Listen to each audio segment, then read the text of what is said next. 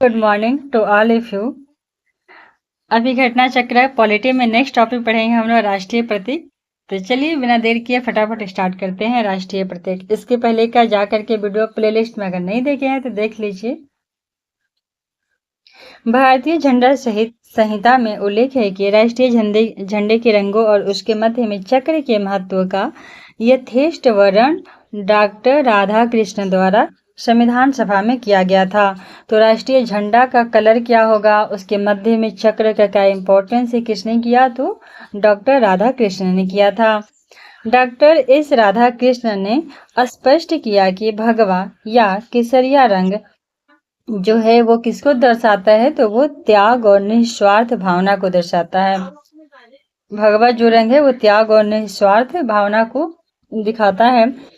इसके अलावा जो मध्य में सफेद रंग होती है वो सच्चाई के पथ पर चलने का मार्गदर्शन करती है। सच्चाई के पथ पर अच्छे आचरण की प्रेरणा भी देती है। हरा रंग मिट्टी और वनस्पतियों के साथ हमारे संबंधों को उजागर करता है, जिन पे सभी प्राणियों का जीवन आश्रित होता है हरे रंग पे। सफेद रंग के मध्य में एक अशोक चक्र है और यह अशोक चक्र धर्म के राज का प्रतीक होता है। धर्म के राज का प्रतीक चक्र जो होता है वो प्रगति का, देश प्रगति कर रहा है या किसी भी विकास कर रहा है उसका प्रतीक है। इसके अलावा जड़ता, प्राणहीनता का भी प्रतीक होता है। चक्र शांतिपूर्व परिवर्तन की गतिशीलता का भी प्रतीक है।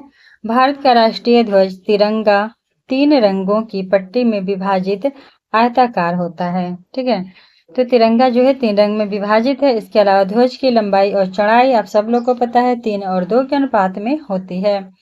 सबसे ऊपरी पट्टी में गहरा केसरिया रंग होता है जो साहस या प्रदर्शन को दर्शाता है। बीच में श्वेत रंग होती है और श्वेत रंग सच्चाई और शांति को दिखाता है। सच्चाई और शांति को। और सबसे नीचे हरी पट्टी होती है और हरी पट्टी जो है वो उर्वरता और समृद्धि को दर्शाता है। वैसे भी जो हरा भरा खेत और पेड़ पौधे होते हैं वो एक तरह से उर्वरक होते हैं और समृद्धि का प्रतीक है। ध्वज के बीच की पट्टी में एक नीला चक्र भी होता है। इसमें कितनी तिलियां होती हैं? तो 24 तिलियां होती हैं। और ये जो 24 तिलियां है, चक्र है, ये कहाँ से लिया गया? तो सारनाथ में अशोक के सिंह स्तंभ पर बने चक्र से लिया गया है। और यह जो तिलियां हैं यह न्याय का प्रतीक होती हैं। ठीक है, न्याय का प्रतीक। पिंगली वेंकैया द्वारा भारतीय राष्ट्रीय ध्वज को तैयार किया गया। संविधान सभा द्वारा 22 जुलाई 1947 को राष्ट्रीय ध्वज का वर्तमान स्वरूप जो है वो स्वीकृत किया गया था। भारत का राज चिन्ह जो है सारनाथ स्थित अशोक के स्तंभ की अनुकृति है। और इसको कब राष्ट्रीय ध्वज को अपनाया गया? तो 22 जुलाई 1947 को। भारत सरकार द्वारा इसे 26 जनवरी 1950 को फाइनली जाकर के अपना लिया जाता है। भारत सरकार द्वारा इसे 26 जनवरी 1950 को अपनाया गया और इस पे नीचे देवनागरी लिपि में लिखा गया है सत्यमेव जयते। जो कहाँ से लिया गया है सत्यमेव जयते? तो मुंडकोपनिषद से लिया गया है। भारत का राष्ट्रगान जनगण मन 24 जनवरी 1950 को संविधान सभा द्वारा आधिकारिक रूप से अंगीकृत किया गया। तो देखिए यहाँ पे कंफ्यूजन हो सकता है कि भारत सरकार द्वारा इसे जो अशोक का जो सिंह स्तंभ है उसको कब अपनाया जाता है फाइनली? तो 26 जनवरी को। लेकिन जो राष्ट्रगान है वो 26 जनवरी को नहीं बल्कि 24 जनवरी 1950 को अपनाया जाता है। और इसकी गायन की जो अवधि होती है वो 52 सेकेंड होती है। 27 दिसंबर 1911 को भारतीय राष्ट्रीय कांग्रेस के कलकत्ता अधिवेशन में इसे पहली बार गाया गया था। यह रविंद्रनाथ टैगोर द्वारा रचित गीतांजलि से लिया गया है। तो पहली बार कहाँ गाया गया था? तो कलकत्ता अधिवेशन में। किस पुस्तक से लिया गया है? तो गीतांजलि से। वंदे मातरम वर्ष 1950 में भारत के राष्ट्रीय गीत के रूप में अंगीकृत किया गया। वहीं राष्ट्रीय गीत जो वंदे मातरम है वो बंकिम चंद्र चटर्जी के उपन्यास आनंद मठ से लिया गया है। राष्ट्रीय गीत आनंद मठ से। इसे 1896 ईस्वी में भारतीय राष्ट्रीय कांग्रेस के अधिवेशन में पहली बार गाया गया था। तो जो वंदे मातरम जो गीत है, राष्ट्रीय गीत है, वो 1896 में गाया गया था और राष्ट्रीय गान जो है वो 1911 में। भारत के अगर राष्ट्रीय कैलेंडर का बात करें तो राष्ट्रीय कैलेंडर जो है वो शक संवत पर आधारित है और यह शक संवत पर आधारित कैलेंडर को कब अपनाया गया तो 22 मार्च 1957 को। भी आई है ये टॉपिक 22 मार्च 1957 को। चैत्र माह से इसकी शुरुआत होती है और अंतिम महीना जो होता है वो फागुन होता है और किस संवत पर आधारित है तो शक संवत पे कब अपनाया गया 1957 में 22 मार्च को। इसे ग्रेगोरियन कैलेंडर के साथ अपनाया गया। सामान्यतः जो चैत्र का माह की शुरुआत होती है वो 22 मार्च को हो जाती है, ठीक है, 22 मार्च को, जबकि लीप वर्ष में 21 मार्च को होती है, ठीक है। तो चैत्र माह की शुरुआत 22 मार्च को, लेकिन लीप वर्ष में 21 मार्च को होती है। गंगा के डॉल्फिन जिसका वैज्ञानिक नाम है प्लैटानिस्टा गैंगेटिका, ठीक है, प्लैटानिस्टा गैंगेटिका, इसको भारत के राष्ट्रीय जलीय जीव के रूप में स्वीकार किया गया है। भारतीय मोर, इसका वैज्ञानिक नाम है पाओ क्रिस्टेटस, इसको भारत के राष्ट्रीय पक्षी का दर्जा मिला है। इसके अलावा जो बाघ है इसको राष्ट्रीय पशु के रूप में जाना गया है और बाघ का वैज्ञानिक नाम है पैंथेरा टाइग्रिस। वर्ष 2008 में भारत सरकार द्वारा गंगा नदी को राष्ट्रीय नदी घोषित किया गया। वहीं भारत सरकार द्वारा स्वाधीनता दिवस जो है वो 15 अगस्त को और गणतंत्र दिवस 26 जनवरी को मनाया जाता है। इसके अलावा गांधी जयंती 2 अक्टूबर, ये 3 दिवस को राष्ट्रीय दिवस के रूप में घोषित किया गया है। ध्यातव्य है कि कमल को राष्ट्रीय पुष्प, आम को राष्ट्रीय फल और बरगद को राष्ट्रीय वृक्ष के रूप में मान्यता प्राप्त है। केंद्र सरकार द्वारा राज्यसभा में दिए गए उत्तर के अनुसार हालांकि इसके बारे में कोई अधिसूचना जारी नहीं है राष्ट्रीय वृक्ष का, पर फिर भी बरगद को माना जाता है। तो अभी हम लोग PYQ देखेंगे जितने भी एग्जाम्स में पूछा हुआ है। तो फर्स्ट क्वेश्चन है कि किस वर्ष में जनगण मन को भारत के राष्ट्रगान के रूप में अपनाया गया तो 1950 में, 24 जनवरी 1950 को, और इसको 52 सेकंड में गाते हैं। संपूर्ण राष्ट्रगान का वादन या गायन काल कितना है तो 52 सेकंड है। भारत शासन द्वारा राजकीय चिन्ह स्टेट इम्बेलम कब से अंगीकृत किया गया तो राजकीय चिन्ह को 26 जनवरी 1950 को, 26 जनवरी 1950 को। भारत का राजकीय चिन्ह है अशोक, जो अशोक के सिंह स्तंभ है, 26 जनवरी 1950 को अंगीकृत किया गया और यह स्थित है कहाँ पे तो उत्तर प्रदेश के सारनाथ में। भारत की संविधान सभा ने राष्ट्रीय ध्वज को कब स्वीकार किया तो 22 जुलाई 1947 को, 22 जुलाई 1947 को। भारत के संविधान ने अपने चौथे अधिवेशन 14 जुलाई 1947 से 31 जुलाई 1947 तक चला था, जिसमें 22 जुलाई 1947 को भारत का राष्ट्रीय ध्वज स्वीकार किया। राष्ट्रीय ध्वज के बीच में 24 तीलियां, इसका अनुपात 3 और 2 है। निम्नलिखित कथनों पर विचार करिए और बताइए कि कौन सा कथन सत्य है। फर्स्ट है कि भारत की संविधान सभा ने राष्ट्रीय ध्वज का प्रारूप 22 जुलाई 1947 को अपनाया था। तो बिल्कुल ये कथन सत्य है। राष्ट्रीय ध्वज के बीच में 21 तीलियां हैं तो गलत बात है, 24 तीलियां हैं। इनकी लंबाई चौड़ाई का अनुपात दिया है 3:4, ये भी गलत है क्योंकि 3:2 के अनुपात में है। भारत की संविधान सभा ने निम्नलिखित में से किस तिथि को राष्ट्रीय ध्वज को अपनाया था तो 22 जुलाई 1947 को। भारतीय राष्ट्रीय ध्वज की प्रारूप को किस दिन स्वीकार किया गया तो 22 जुलाई 1947 को। देखिए बार बार क्वेश्चन से रिपीट हो रहे हैं। भारत का राष्ट्रीय पशु है कौन सा तो बाघ है और बाघ का वैज्ञानिक नाम क्या है तो पैंथेरा टाइग्रिस। देश में बाघों की घटती समस्या को देखते हुए अप्रैल 1973 में बाघ परियोजना की शुरुआत हुई। तो पूछेगा कि बाघ परियोजना की शुरुआत कब हुई तो 1973 में। भारत का राष्ट्रीय पुष्प कौन सा है तो कमल है, कमल, ठीक है। और कमल का वैज्ञानिक नाम है निलंबो न्यूसिफेरा। भारत का राष्ट्रीय पक्षी कौन सा है? तो मोर हो जाएगा, मोर। और मोर का वैज्ञानिक नाम पाओ क्रिस्टेटस है। वही राष्ट्रीय वृक्ष बरगद है। राष्ट्रीय पुष्प जो कमल है। राष्ट्रीय फल आम है। राष्ट्रीय वाक्य सत्यमेव जयते है जो मुंडको उपनिषद से लिया गया है। भारतीय राष्ट्रीय ध्वज में चक्र किसका प्रतीक है? तो न्याय का, ठीक, चक्र न्याय का। भारतीय राष्ट्रीय ध्वज में सफेद पट्टी के बीच में नीले रंग का जो चक्र है वह सारनाथ में अशोक सिंह के स्तंभ पर बने चक्र से लिया गया। इसमें 24 तीलियां या आरे हैं और यह जो 24 तीलियां हैं वो न्याय का प्रतीक है। भारत के राष्ट्रीय ध्वज में आरों की कुल संख्या कितनी है? अर्थात तीलियों की कुल संख्या कितनी है? तो 24। राष्ट्रीय पंचांग के संबंध में कौन सा कथन सत्य है? तो फर्स्ट कह रहा है कि भारतीय राष्ट्रीय पंचांग जो है विक्रम संवत पर आधारित है। बिल्कुल गलत बात है क्योंकि यह शक संवत पर आधारित है। सेकंड कह रहा है कि राष्ट्रीय पंचांग को 26 जनवरी 1950 को अपनाया गया था। तो ये भी कथन जो है वो गलत हो जाएगा, ठीक है। तो ग्रेगोरियन कैलेंडर के साथ साथ देश भर के लिए शक संवत पर आधारित राष्ट्रीय पंचांग जिसका पहला महीना चैत्र और सामान्य वर्ष 365 दिन का होता है 22 मार्च 1957 को अपनाया गया था, ठीक है। ना कि 26 जनवरी 1950 को बल्कि 22 मार्च 1957 को अपनाया गया था।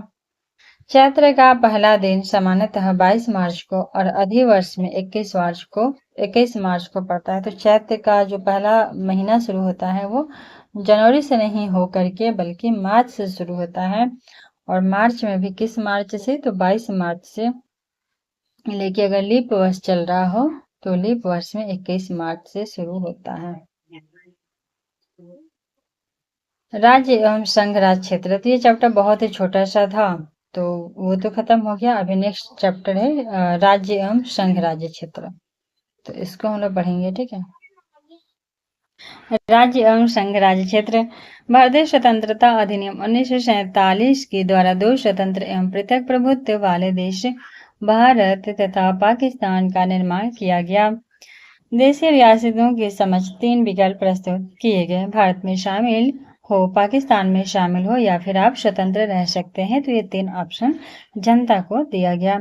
भारतीय सीमा के अंतर्गत 552 देशी रियासतें थी। कितनी थी? 552, जिनमें से 549 जो थे वो भारत में शामिल हो गई, जबकि शेष 3 जो थे वो हैदराबाद, जूनागढ़ और कश्मीर ने भारत में शामिल होने से मना कर दिया, ठीक है। हैदराबाद, जूनागढ़ और कश्मीर। कालांतर में हैदराबाद को पुलिस कार्रवाई द्वारा, जूनागढ़ को जनमत संग्रह के द्वारा और कश्मीर को बिली पत्र के द्वारा भारतीय संघ में शामिल किया गया, ठीक है। तो हैदराबाद को पुलिस कार्रवाई, जूनागढ़ को जनमत संग्रह और कश्मीर को बिली पत्र के माध्यम से शामिल किया गया। संविधान के तहत भारतीय संघ के राज्यों क्षेत्रों के 4 भागों में वर्णित किया जाता है। संविधान के तहत भारतीय संघ के जो राज्य या क्षेत्र होते हैं उसको 4 भागों में वर्गीकृत किया जाता है। भाग क में वे राज्य थे जहां ब्रिटिश भारत में गवर्नर का शासन था। तो भाग क में ऐसे राज्य आते हैं जहां पे ब्रिटिश भारत में गवर्नर का शासन था। वहीं भाग ख में ऐसे क्षेत्र आते हैं जहां पे राज्य विधानमंडल के साथ शाही शासन था। भाग ग में ब्रिटिश भारत के मुख्य आयुक्त का शासन था और भाग घ में अकेले अंडमान निकोबार द्वीप को रखा गया था। तो जो संविधान के तहत भारतीय जो क्षेत्र थे उनको 4 भाग में बांटा गया था। क में जहां गवर्नर शासन, पहला में गवर्नर शासन, दूसरा में विधानमंडल शासन, तीसरा में मुख्य आयुक्त कमिश्नर का शासन और चौथा में अकेले अंडमान निकोबार को रखा गया था। 1 के अनुसार भारत अर्थात इंडिया राज्यों का संघ होगा। वही अनुच्छेद 2 कहता है कि भारतीय संघ में नए राज्यों के प्रवेश या स्थापना की जो शक्ति है संसद की शक्ति है, ठीक है। तो अनुच्छेद 1 में है 1 के 1 में है कि भारत अर्थात इंडिया राज्यों का संघ है। 2 में है कि भारतीय संघ में नए राज्यों के प्रवेश या स्थापना को संसद को शक्ति दिया गया है कि वो नए राज्य का स्थापना कर सकता है। वही 3 कहता है कि नए राज्यों का निर्माण और वर्तमान राज्य के क्षेत्र, सीमा और नामों में परिवर्तन करने का संसद को शक्ति दिया गया है। संसद जो है वह साधारण बहुमत से नए राज्य का निर्माण कर सकते हैं। सिंपल साधारण बहुमत से, उसके लिए कोई भी विशेष बहुमत की आवश्यकता नहीं है।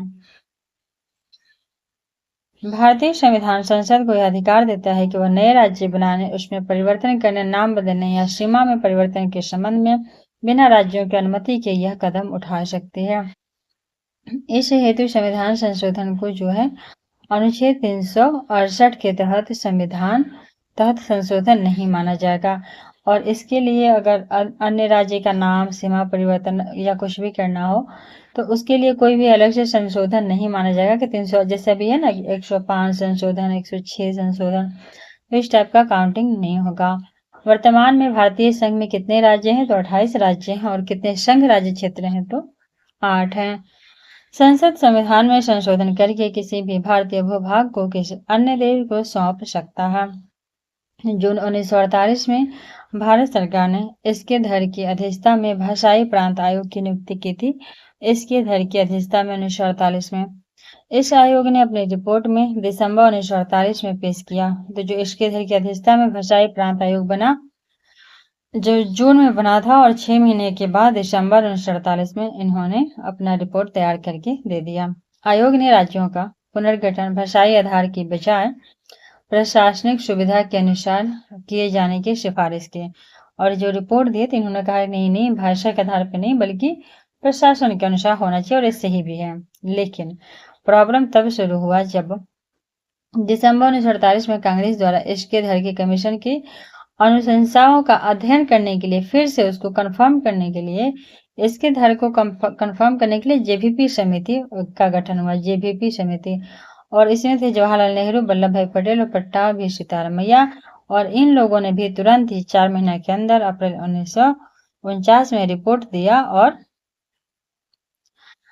इस अपनी रिपोर्ट में समिति ने औपचारिक रूप से अस्वीकार किया कि राज्यों के पुनर्गठन का आधार भाषा होनी चाहिए। ठीक है, इन लोगों ने औपचारिक रूप से नहीं बल्कि औपचारिक रूप से अस्वीकार कर दिया इस बात को कि राज्यों के पुनर्गठन का आधार जो है वो भाषा होनी चाहिए। लेकिन मतलब कुल मिला के वो इसके आधार समिति के लोगों ने सपोर्ट किया, जेवीपी ने। लेकिन पोटी जो श्री रामुलु थे वो 56 दिनों की भूख हड़ताल पर बैठ गए, और 56 दिन के फाइनली भूख हड़ताल के बाद इनकी दुखद मृत्यु हो जाती है, जिसके कारण अक्टूबर 1953 में भारत सरकार को मजबूरन बहुत ज्यादा क्योंकि कोई भूख हड़ताल से मृत्यु किसी की हो जाती है, जैसे पोटी श्री रामुलु की, तो सरकार पर प्रेशर आ जाता है 56 दिनों के बाद। तो अक्टूबर 1953 को भारत सरकार को भाषा के आधार पर पहला राज्य जो था आंध्र प्रदेश का गठन करना पड़ता है। आंध्र प्रदेश भाषा के आधार पर गठित होने वाला देश का पहला राज्य है। स्वतंत्रता के बाद फजल अली की अध्यक्षता में एक राज्य पुनर्गठन आयोग का गठन जो होता है वर्ष 1953 में हुआ था। इस आयोग के 2 अन्य सदस्य थे, जिनमें थे पहला के.एम. पणिक्कर व एच.एन. कुंजरू। ठीक है, के.एम. इस आयोग के 2 अन्य सदस्य थे, के.एम. पणिक्कर और एच.एन. कुंजरू। इसी आयोग के कुछ अनुशंसाओं को राज्य पुनर्गठन अधिनियम 1956 में लागू किया गया। ठीक है, तो इस आयोग के कुछ अनुशंसाओं को राज्य पुनर्गठन अधिनियम 1956 में लागू किया गया, क्योंकि फजल अली की अध्यक्षता में एक राज्य पुनर्गठन, चूंकि देखिए अब तो भाषाई आधार पर आंध्र प्रदेश तो हुआ, कब हुआ था? अक्टूबर 1953 में हुआ था। लेकिन उसके पहले एक आयोग या समिति कुछ बनाएंगे ना, तो उसी के लिए फजल जो है अली की अध्यक्षता में एक राज्य पुनर्गठन कमेटी बनती है। कब बनती है? 1953 में बनती है। और इस आयोग के 2 अन्य सदस्य कौन थे? फजल अली के अलावा के.एम. पणिक्कर और एच.एन. कुंजरू। ठीक है, हृदयनाथ कुंजरू, के.एम. पणिक्कर और फजल अली। इस आयोग की कुछ अनुशंसाओं को ही राज्य पुनर्गठन अधिनियम 1956 में लागू किया जाता है। ठीक है, 1956 में लागू कर दिया जाता है। उसके बाद देखिए इतने सारे नए राज्यों का गठन होता है। आंध्र प्रदेश का 1953, गुजरात 1960, नागालैंड 1963, हरियाणा 66, हिमाचल 71, मेघालय 72, मणिपुर 72, त्रिपुरा 72। तो ये तीनों को याद रखेंगे त्रिमेम से। ठीक है, त्रिमेम, त्रिपुरा, मेघालय और मणिपुर। सिक्किम 1975, मिजोरम और गोवा और अरुणाचल प्रदेश, इसको भी याद रखेंगे। किस ट्रिक से? तो यहाँ पे 72 वाला त्रिमियम से याद रखे थे ना, त्रिमियम, त्रिपुरा, मेघालय, मणिपुर, और यहाँ पे याद रखेंगे अमीगो, अमीगो, अरुणाचल प्रदेश, मिजोरम और गोवा।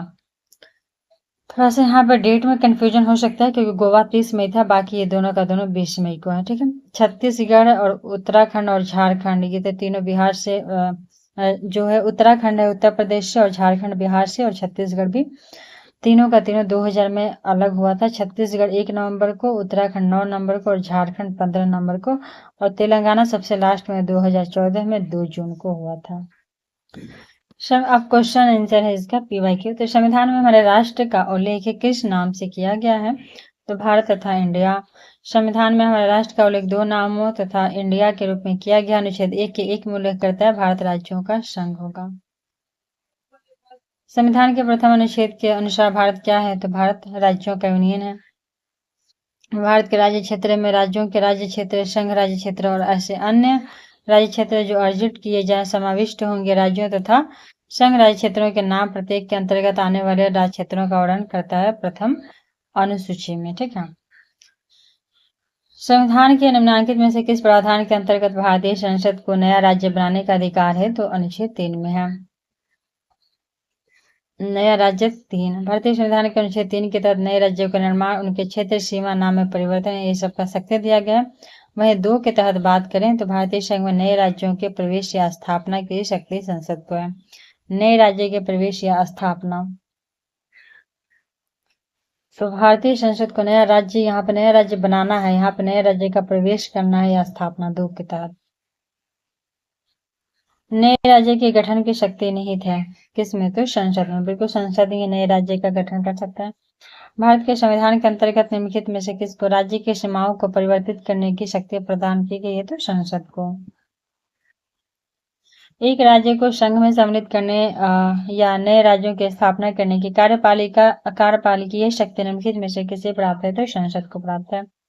भारतीय संघ के अंतर्गत किसी राज्य को मिलाने का अधिकार किसे प्राप्त है? तो संसद को ही प्राप्त है। निम्नलिखित में से कौन सा कथन नए राज्यों के निर्माण के बारे में सही नहीं है? तो देखिए जो सही है वो है संसद विधि द्वारा एक नए राज्य बना सकता है। बिल्कुल इस प्रकार की विधि में संविधान की पहली अनुसूची और चौथी अनुसूची के संशोधन का प्रावधान है। तो बिल्कुल ये भी कथन करेक्ट है कि पहली अनुसूची और चौथी अनुसूची में संशोधन हो सकता है। इस प्रकार की विधि का अनुच्छेद 368 के प्रयोजन के लिए संविधान का संशोधन समझा जाए गलत बात है, क्योंकि अगर नया राज्य बन रहा है तो संविधान का संशोधन नहीं समझा जाएगा। ये कहता है कि इस प्रयोजन के लिए विधेयक जो है संसद में तब तक पूरा स्थापित नहीं किया जा सकता जब तक इसे उस राज्य के विधानमंडल को निर्दिष्ट नहीं कर दिया गया है जिसके क्षेत्र और सीमाओं या नाम पर इसका प्रभाव। बिल्कुल तो यह तब तक नहीं हो सकता जब तक उस राज्य के विधानमंडल को ये बातें बतानी जरूरी होती हैं। तो यहाँ पे देखिए वही कह रहा है कि अनुच्छेद 368 के तहत जो है संविधान संशोधन प्रक्रिया इसको नहीं माना जाता है, अर्थात संसद साधारण बहुमत से भी नए राज्य का निर्माण कर सकता है। संविधान के अनुच्छेद 4 के 2 के अनुसार इस प्रकार की विधि अनुच्छेद 368 के प्रयोजन में नहीं समझी जाएगी। किसके अनुसार? तो अनुच्छेद 4 के 2 के अनुसार। 4 के 2 के अनुसार एक नया राज्य बनाने में संवैधानिक संशोधन के लिए कैसा बहुमत चाहिए? तो बिल्कुल साधारण बहुमत चाहिए। ठीक, भारत में एक नया राज्य सृजित करने वाले विधेयक को पारित होना अनिवार्य है तो संसद में साधारण बहुमत से। कथन है और कारण है। तो कथन है कि भारत संघ नहीं है, तो जो कथन है वो सही बात है, गलत है। भारत संघ नहीं है बल्कि भारत राज्यों का संघ है।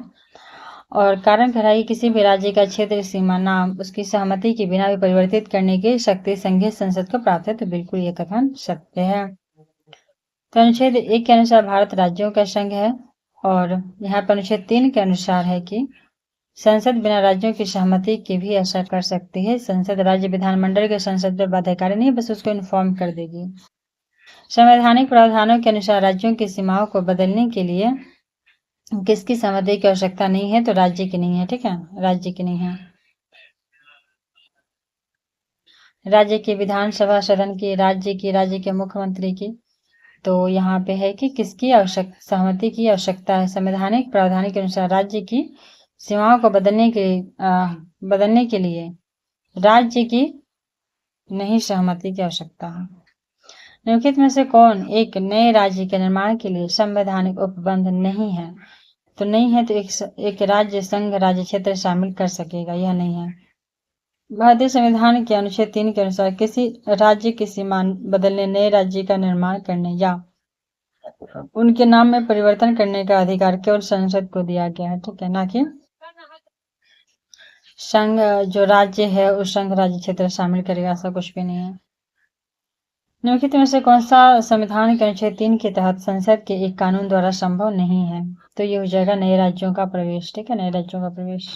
तो यहाँ पे संभव है नए राज्य का गठन, राज्य के क्षेत्रों में परिवर्तन, राज्य के सीमाओं में परिवर्तन, लेकिन नए राज्य का प्रवेश नहीं है, क्योंकि नए राज्य का प्रवेश सिर्फ आर्टिकल 2 में होता है। तो संविधान के अनुच्छेद 3 के तहत राज्यों का निर्माण होगा, उनके क्षेत्र सीमा नाम में परिवर्तन, ये सारा का सारी चीज है। लेकिन 2 के तहत ही संसद जो है विधि द्वारा भारतीय संघ में नए राज्यों का प्रवेश कर सकता है और उनकी स्थापना, ठीक है, नए राज्यों का प्रवेश और उनकी स्थापना, अनुच्छेद 2। निम्न में से बताइए कि कौन सा कथन सत्य है? तो देखिए यहाँ पे सत्य हो जाएगा, संविधान में यूनियन ऑफ स्टेट्स शब्द प्रयोग हुआ है, ठीक है, बिल्कुल। इसके धर आयोग ने राज्यों के पुनर्गठन हेतु भाषा के आधार पर अपेक्षा प्रशासनिक अधिकार को वरीयता दी, बिल्कुल सही है। इस वीपी समिति ने की अध्यक्षता में कांग्रेस कमेटी राज्यों के पुनर्गठन में भाषाई आधार के पक्ष में नहीं थे, अर्थात ये लोग भी कहीं न कहीं प्रशासनिक सुविधा इसके धर को सपोर्ट किए थे। इसके बाद ही तो श्री रामल्लू जो थे वह श्री रामल्लू जो थे उन्होंने उपवास किया था। डॉक्टर अम्बेडकर के शब्दों में संविधान में प्रयुक्त यूनियन ऑफ स्टेट शब्द का अर्थ है संघ राज्य समझौते का परिणाम नहीं होने के कारण किसी भी राज्य को संघ से विलग होने का अधिकार नहीं दिया गया। वहीं इसके धर 1948 में भाषाई आधार पर राज्य के पुनर्गठन का विरोध करता है और इस संबंध में प्रशासनिक सुधार को करते हैं, और जेबीपी कमेटी भी वही चाहता है, प्रशासनिक आधार। भारतीय संघात्मक व्यवस्था के संदर्भ में निम्नलिखित में से कौन सा कथन सही है? भारतीय संविधान के अंतर्गत राज्यों को संघ से अलग होने का अधिकार नहीं है, राज्यों को संघ से अलग होने का अधिकार नहीं है, बिल्कुल ये कथन सत्य है। अलग होने की मात्र वकालत करने पर भी व्यक्ति की स्वतंत्रता की सुरक्षा मिलेगी, ऐसा कुछ भी नहीं है। अब व्यक्ति की क्यों स्वतंत्रता मिलेगी? अलग होने का तो अधिकार ही नहीं है ना। भारतीय संविधान के तहत राज्यों के संघ की स्थापना की गई है, जिसमें राज्यों को संघ से अलग होने का अधिकार नहीं है, क्लियर मना है, नहीं है। संघीय संसद ही संघ में नए राज्य का प्रवेश या उनकी स्थापना कर सकते हैं तथा राज्यों के क्षेत्र सीमा नाम में परिवर्तन कर सकते हैं या राज्य या राज्यों के भागों को अलग करके मिला करके नए राज्य का निर्माण कर सकते हैं, परंतु संविधान के तहत किसी राज्य को संघ से पृथक हो सकने का अधिकार नहीं है। इस प्रकार फर्स्ट सही है। वही संविधान के अनुच्छेद 1 के क के तहत जो सभी नागरिकों को वाक स्वतंत्रता, अभिव्यक्ति स्वतंत्रता का मूल अधिकार है, परंतु इस अधिकार के प्रयोग पर भारत की प्रभुता और अखंडता, राज्य की सुरक्षा, विदेशी राज्यों के साथ मैत्रीपूर्ण संबंध, लोक व्यवस्था, शिष्टाचार, सदाचार के हितों में या न्यायालय अवमान, मानहानि, अपराध उद्दीपन के संबंध में युक्त निर्बंध राज्य विधि द्वारा आरोपित कर सकता है। तो इसके लिए आपको दंड दिया जा सकता है, क्योंकि आपको तो अधिकार ही नहीं है राज्य को अलग करने के बाद का। आप उसका बात करेंगे तो आप एक तरह से विधि के विरोध बात कर। राज्य पुनर्गठन आयोग ने 1 नवंबर 1956 को कितने राज्य तथा कितने संघ राज्य बनाए थे? तो बिल्कुल 14 राज्य और 6 संघ राज्य क्षेत्र बनाए थे। ये राइट आंसर हो जाएगा। स्वतंत्रता के बाद नए राज्यों के निर्माण के लिए फजल आली की अध्यक्षता में एक राज्य पुनर्गठन आयोग का गठन हुआ, जिसकी सिफारिश के आधार पर 1956 के राज्य पुनर्गठन अधिनियम के तहत 14 राज्य और 6 संघ राज्य क्षेत्र बनाया जाता है, ठीक है। और लेकिन आंध्र प्रदेश, चूंकि श्री रामल्लू जो थे उन्होंने प्रोटेस्ट किया था, इसलिए 1 अक्टूबर 1953 में ही बन गया था। बाकी जो 14 राज्य 6 थे वो 1956 में बनते हैं फजल अली के बाद। 1956 के राज्य पुनर्गठन अधिनियम द्वारा कितने राज्य बनते हैं? तो वही हो जाएगा आपको 14 राज्य, संघ 6 यूटी। भारत में कितने राज्य एवं संघीय प्रदेश हैं? तो यहाँ पे देखिए इनमें से कोई नहीं, क्योंकि अभी तो 28 राज्य और 8 केंद्र शासित प्रदेश हैं, ठीक है। 28 राज्य और 8 है 2020 से 26 जनवरी 2020 से 26 जनवरी 2020 से डेट इंपॉर्टेंट है, क्योंकि 26 जनवरी 2020 को क्या हुआ था? तो दमन और दीव और दादरा और नगर हवेली का विलय हुआ था, ठीक है। तेलंगाना राज्य बन जाने के बाद भारत के राज्यों की संख्या कितनी हो गई? तो 28। ठीक, 28। 2 जून 2014 को तेलंगाना राज्य के गठन के बाद भारत में राज्यों की संख्या 29 हो गई थी, लेकिन जम्मू कश्मीर के 2 संघ के रूप में विभाजन के बाद फिर से 28 हो गए। दादर नगर हवेली और दमन दीव जो 2020 में मिले, उसके बाद फिर से 8 हो गया। भारत में कितने संघ शासित प्रदेश हैं? तो 8 हैं। निम्नलिखित में से कौन संघ राज्य क्षेत्र नहीं है? तो गोवा नहीं है। भारत के संविधान की पहली अनुसूची में राज्यों और संघ राज्य क्षेत्रों का उल्लेख है। इस अनुसूची में गोवा को नहीं शामिल किया गया है। किस राज्य की राजधानी का नाम स्वतंत्रता प्राप्ति के बाद अभी तक नहीं बदला गया है? तो देखिए इस मैटर पे मतलब थोड़ा सा वो है, स्टार मार्क है, क्योंकि स्वतंत्रता प्राप्ति के बाद आंध्र प्रदेश की राजधानी हैदराबाद का नाम अभी तक नहीं बदला गया था, लेकिन 2 जून 2014 को तेलंगाना के बनने के बाद 10 वर्षों से अनधिक अवधि तक हैदराबाद के आंध्र प्रदेश और तेलंगाना की संयुक्त राजधानी बने रहने का प्रावधान आंध्र प्रदेश अधिनियम 2014 के तहत किया गया और इस अवधि के बाद आंध्र प्रदेश की नई राजधानी बनेगी। और वर्ष 2020 में आंध्र प्रदेश विधानसभा द्वारा पारित अधिनियम के तहत यहाँ 3 राजधानी अमरावती विधायी राजधानी, विशाखापट्टनम कार्यकारी राजधानी और कुर्नूल जो है न्यायिक राजधानी का प्रावधान किया गया है। वहीं तमिलनाडु की राजधानी मद्रास का अद्यतन नाम चेन्नई, पश्चिम बंगाल की कलकत्ता का नाम कोलकाता और केरल की राजधानी त्रिवेंद्रम का तिरुवनंतपुरम हो गया है। तो इसीलिए यहाँ स्टार मार्क है, क्योंकि कोई ऑप्शन करेक्ट नहीं है। दिल्ली है, ये क्या है? तो यूटी है। किस संविधान संशोधन द्वारा दिल्ली को राष्ट्रीय राजधानी क्षेत्र का दर्जा मिला है? तो 69वां संशोधन 1991 के द्वारा देश की राजधानी दिल्ली को संघ राज्य क्षेत्र की श्रेणी में कायम रखते हुए एक विधानसभा और एक मंत्रिपरिषद का बंद किया गया। साथ ही अनुच्छेद 239 क के तहत यूटी दिल्ली को राष्ट्रीय राजधानी क्षेत्र एनसीआर का दर्जा मिला। 69वां संशोधन 1991, ठीक है, 239 के क के तहत।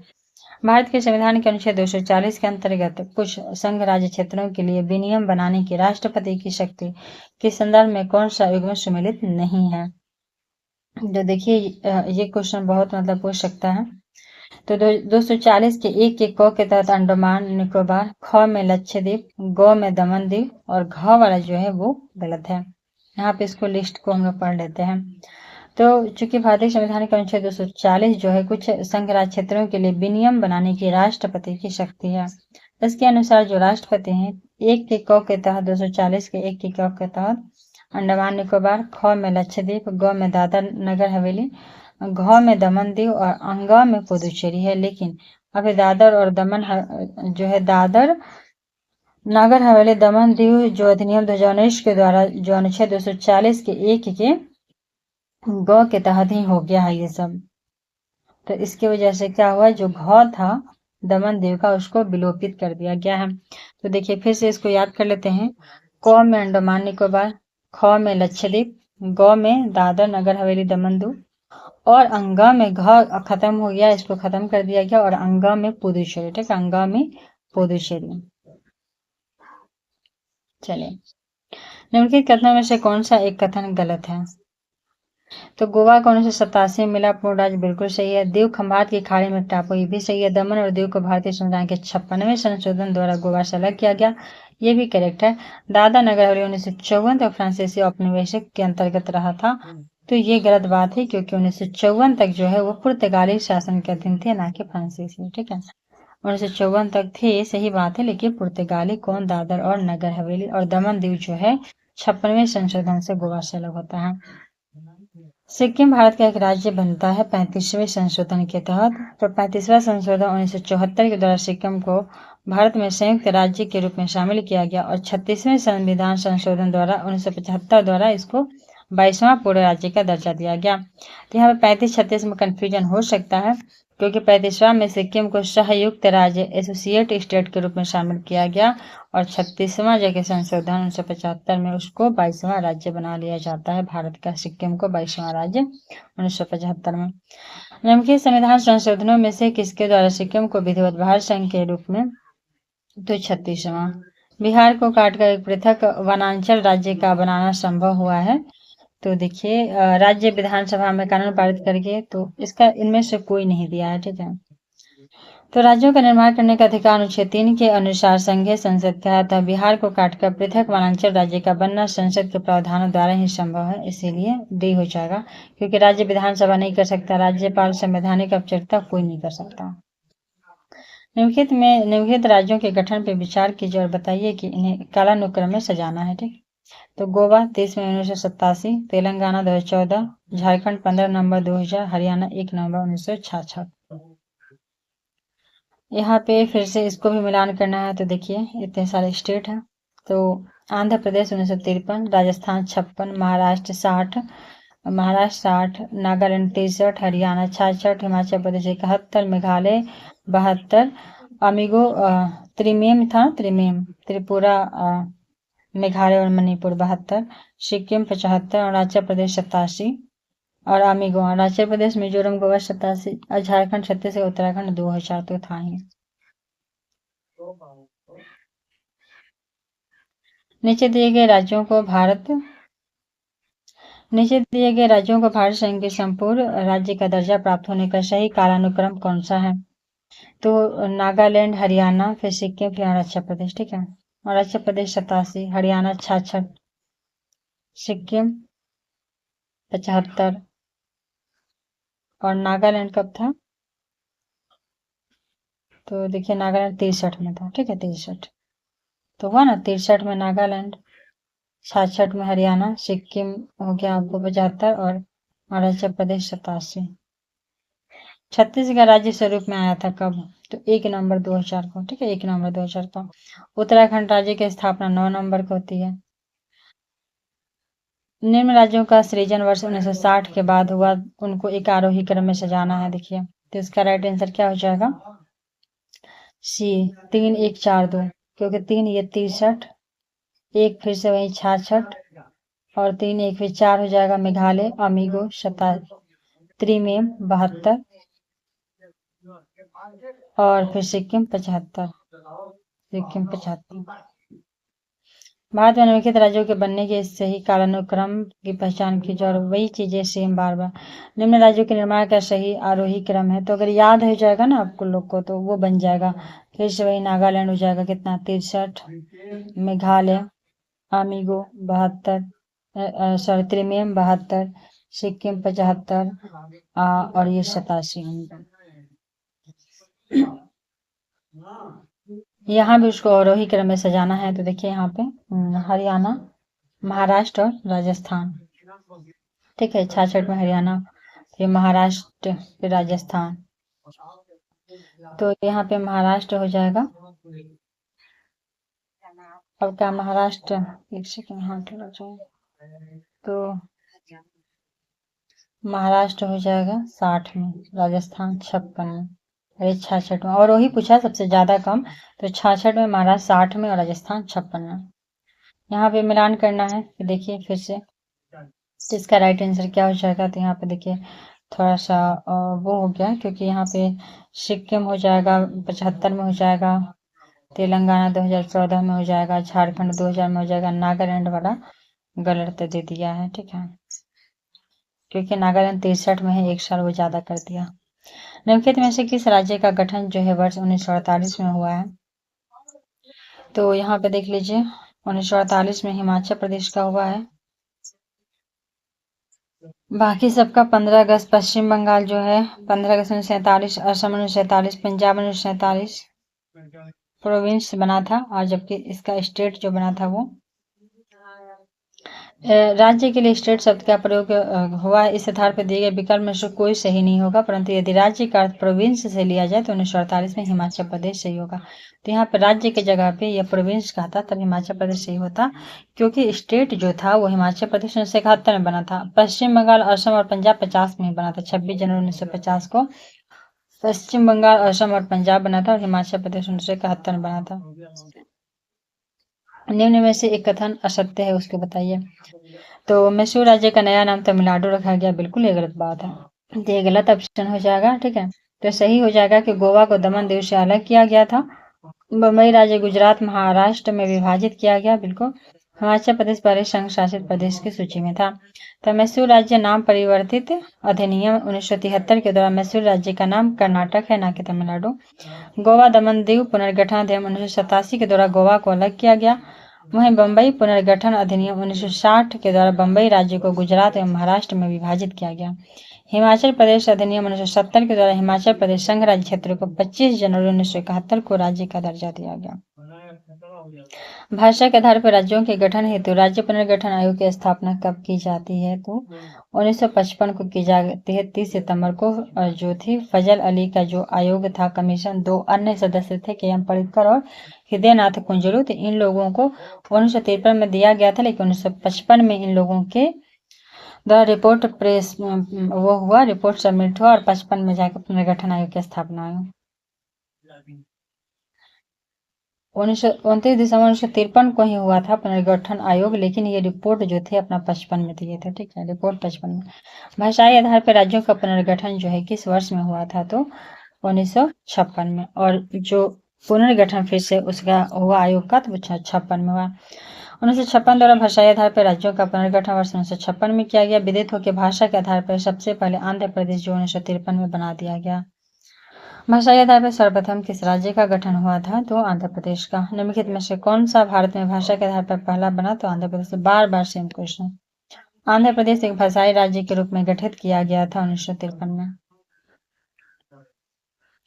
भारत में राज्य पुनर्गठन आयोग की संस्तुति के आधार पर राज्यों का पुनर्गठन किस वर्ष किया गया? तो 1956 में किया गया। निम्नलिखित में से किस राज्य को केंद्र सरकार द्वारा विशेष श्रेणी का दर्जा कभी प्रदान नहीं किया गया? तो ये हो जाएगा बिहार। बाकी हिमाचल प्रदेश को भी मिला है, सिक्किम और जम्मू कश्मीर को भी मिला है। अब तक कुल 11 राज्यों को अब विशेष श्रेणी का दर्जा मिल चुका है। इनमें से 8 राज्य पूर्वोत्तर भारत से हैं, जबकि 3 जो है हिमालयी राज्य हैं। और ये 3 हिमालयी राज्य कौन से? उत्तराखंड, हिमाचल प्रदेश और जम्मू कश्मीर राज्य के रूप में। ठीक है, तो उत्तराखंड, हिमाचल प्रदेश और जम्मू कश्मीर। उत्तराखंड, हिमाचल प्रदेश और जम्मू कश्मीर। और 8 राज्य तो उधर के 7 हो गए, मणिपुर, मेघालय, त्रिपुरा, सिक्किम, अरुणाचल प्रदेश, असम और मिजोरम, और इसके अलावा एक सिक्किम। तो मिला के 8 हो गया। निम्नलिखित लास्ट क्वेश्चन है इस टॉपिक का। निम्नलिखित कथनों में से कौन सा कथन सत्य है? तो फर्स्ट है कि कांग्रेस के नागपुर सत्र अधिवेशन 1920 के बाद प्रांतीय कांग्रेस समितियों का गठन भाषाई आधार पर किया गया था। तो यह बिल्कुल सही है। और सेकंड बी स्टेटमेंट कहता है कि 1948 में कांग्रेस ने भाषाई आधार पर प्रांतों के गठन की मांग को अस्वीकार कर दिया था, इसके आधार समिति। बिल्कुल।